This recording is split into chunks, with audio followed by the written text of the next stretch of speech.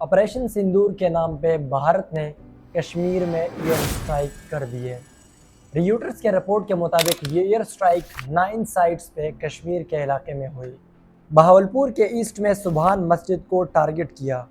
Total 4 strikes किए जिसमें 5 मासूम पाकिस्तानी शहीद हुए। लेकिन पाकिस्तानी मीडिया रिपोर्ट करती है कि इस अटैक में 26 लोग शहीद हो गए हैं और 46 लोग अभी तक जख्मी हो गए हैं। मौलाना मसूद अजहर के ख़ानदान के 10 लोग इन अटैक में शहीद हो गए हैं। लेकिन एक इंटरेस्टिंग सवाल जहन में उठता है कि यार इंडियन आर्मी ने इस ऑपरेशन को ऑपरेशन सिंदूर का नाम क्यों दे दिया। अगरचे पाकिस्तानी अवाम ने इसको वार ऑफ मीम बनाया था, लेकिन मोदी अपने पॉलिटिकल बैकग्राउंड को स्ट्रांग करने के लिए और अपने पॉलिटिकल सपोर्ट को स्ट्रांग करने के लिए रुकने वाला नहीं था। अस्सलाम वालेकुम, it's here doctor Awais Ahmed. आज रात यानी 6 मई 2025 को कश्मीर का आसमान फिर से रो पड़ा। मुजफ्फराबाद की मस्जिदें मासूम इंसानों की चीखों से गूंजने लगी। ऑपरेशन सिंदूर के नाम से भारत ने इंसानियत का खून फिर से बहा दिया। 6 मई 2025 को ऑपरेशन सिंदूर के नाम पे भारत ने कश्मीर में एयर स्ट्राइक कर दी है। The death toll is rising from Indian military strikes on Pakistan. India has launched missile strikes against Pakistan tonight in an apparent response to a deadly terrorist attack in Indian-administered Kashmir 2 weeks ago. बुज़दिल दुश्मन की जानिब से पाकिस्तान पर वार करने की कोशिश की गई है, लेकिन बुज़दिल दुश्मन को भरपूर जवाब दिया जाएगा। India has fired missiles into Pakistan in a deadly escalation between the nuclear-armed neighbors. Reuters के रिपोर्ट के मुताबिक ये एयर स्ट्राइक 9 साइट्स पे कश्मीर के इलाके में हुई। बहावलपुर के ईस्ट में सुबहान मस्जिद को टारगेट किया।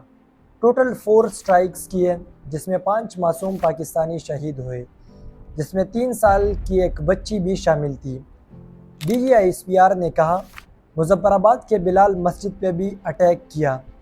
कोटली के अबद मस्जिद को भी टारगेट किया जिसमें 5 इम्पैक्ट हुए। 2 लोग शहीद हो गए जिसमें 16 साल की एक लड़की और 18 साल का एक मासूम लड़का भी था।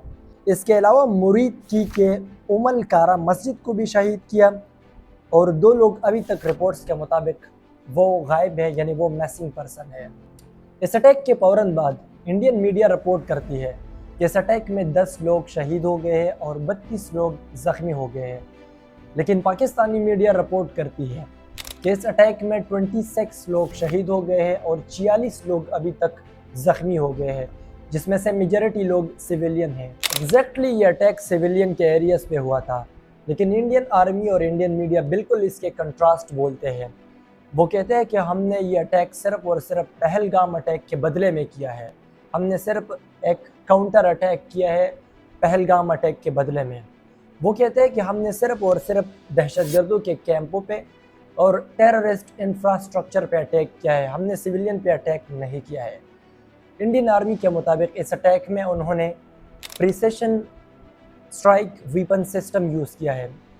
प्रिसिशन स्ट्राइक वीपन सिस्टम का मतलब ये है कि एक ऐसा वीपन सिस्टम जिसमें ख़ास एरियाज़ को और ख़ास लोगों को टारगेट किया जाता है, यानी हर किसी को इसमें टारगेट नहीं किया जाता, किसी स्पेसिफिक ग्रुप्स को इसमें टारगेट किया जाता है।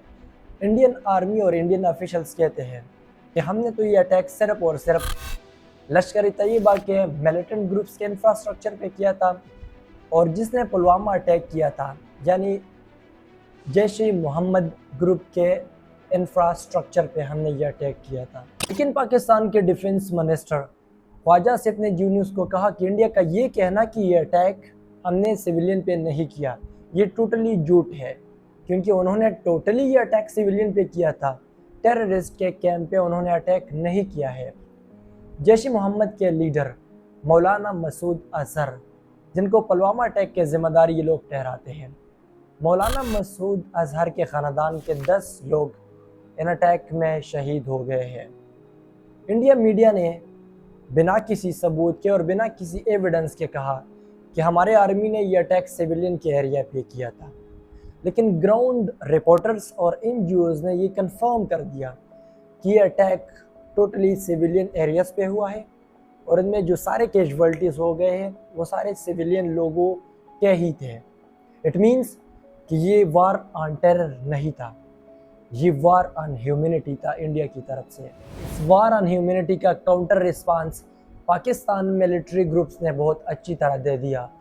अभी तक रिपोर्ट्स के मुताबिक, पाकिस्तानी रिपोर्ट्स के मुताबिक, पाकिस्तान मिलिट्री और पाकिस्तानी एयर फोर्स ने उनके फाइटर एयर जेट्स ये गिराए हैं, जिनमें 3 राफेल्स थे जो कि अभी उन्होंने फ्रेंच वालों से ली थी, और 2 और तैयारे थे जिसमें से एक Su-13KI के नाम से है और दूसरा MiG-29 के नाम से है।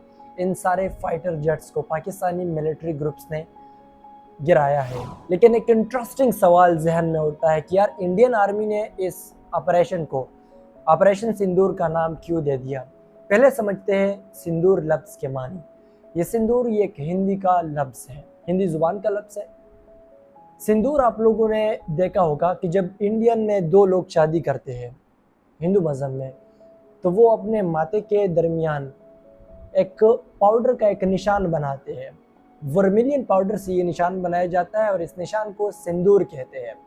इस ऑपरेशन को इसलिए ऑपरेशन सिंदूर का नाम दे दिया क्योंकि जब पहलगाम अटैक हुआ था, तो पहलगाम अटैक में एक औरत ने कहा कि मेरे सामने मेरे हस्बैंड को मारा गया।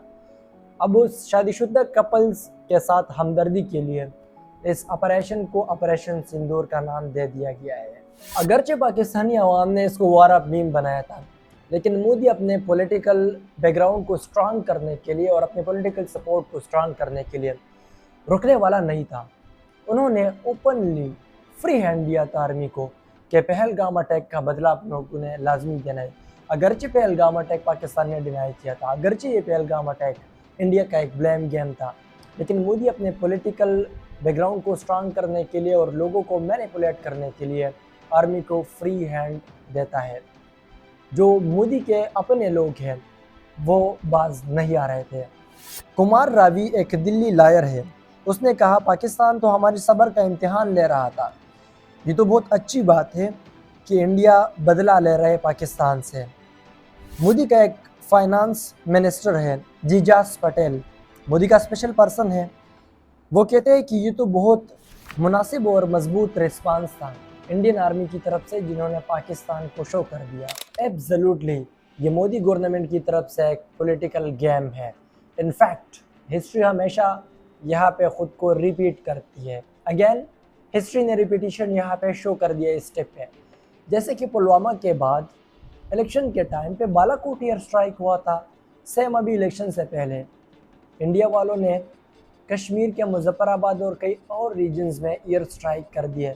इट मीन्स ये पॉलिटिकल गेम ज़्यादा है और जंग कम है। क्या ही डुअल फेस है इंडियन गवर्नमेंट की।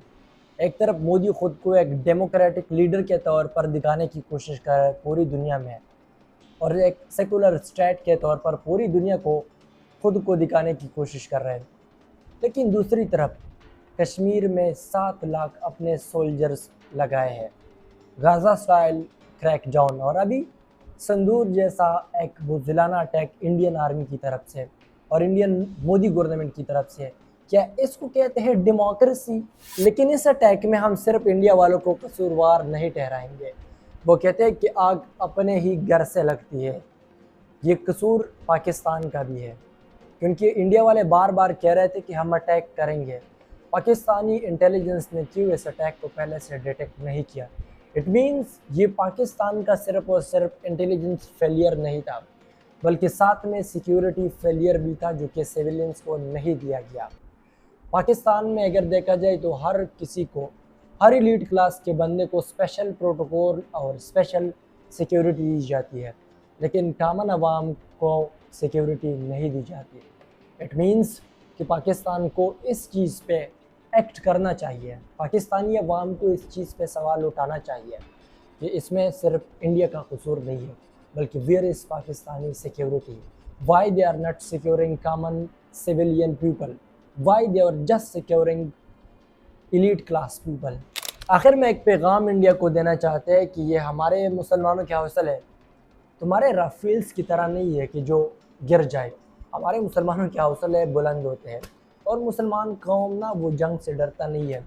और यहाँ पे एक चीज़ जो मैं सबको समझाना चाहता हूँ, अगरचे हमारे इख्तिलाफात हैं अपने स्टेट के साथ, अपने आर्मीज़ के साथ, इख्तिलाफात अपनी जगह पे, लेकिन जब बात आती है मुसलमानों पे, क्योंकि वो as a whole Muslim terrorist का नाम देते हैं, जब बात आती है मुसलमान पे, जब बात आती है मुस्लिम स्टेट की, तो फिर वी आर वन नेशन, फिर हमें मुहब्बे वतन होना चाहिए और हमें कहना चाहिए we are with Pakistan in such critical condition.